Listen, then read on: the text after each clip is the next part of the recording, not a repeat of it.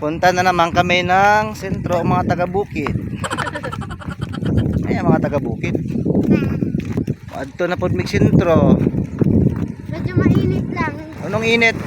Init kayo. Perting inita. Oh, muna akong asawa. Akong mga anak mga badlungon. Mga badlungon kayo. O hindi. Nami karon sa dalan. Malama. Adto mig sentro kay naay paliton na gamit. Uniform sa mga bata. Bisayang Bicol. Bisakol.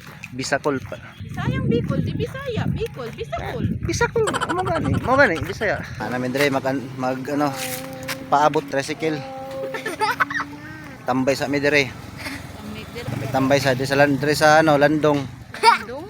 Kay init kay sa unahan. Mahandong. Bisaya ko eh. Bicol, Mahandong. Sa inyo sa Bicol, ako Bisaya. Kandayan, padaplin mo. Lugsong na po sa sentro mga taga-bukid. Panagsara makalugsong sa sentro. Simana lang. After namin bumili ng uniform ni Roxette, dumiretso kami sa DIY para bumili ng flowers para sa puntod ni Mama dahil nag first anniversary na siya. At ako habang namimili ng mga bulaklak, sila busy rin naman mamili ng laruan. Si Kuya pa ikot-ikot siya dahil hindi niya alam kung anong laruan ang kukunin niya dahil lahat halos ng mga laruan na nandito ay natry niya na. So naghahanap siya ng laruan na bago sa paningin niya at hindi niya pa natatry.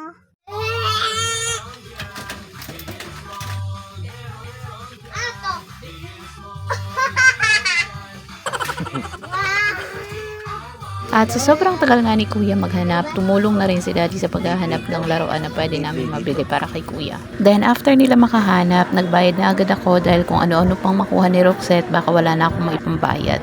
Dumiretso na lang kami dito sa Gaisano Mall para pumili ng black shoes ni Roxette na gagamitin niya sa school. Niya si Bibi. Sakto sa kanya yung madam, yung strap niya. Hindi siya masyadong angat. At ayan na nga, nabilhan na namin ng black shoes si Roxette. After nito, bumaba lang kami dahil nandito lang naman na sa baba yung grocery sa mall na to. So ayun, bumili lang kami ng mga biscuit na gagamitin nilang pambaon sa araw-araw. Any color. See? Ali dyan!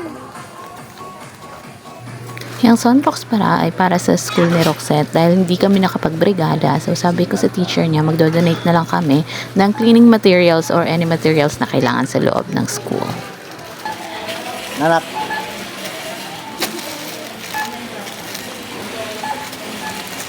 Si Bibi.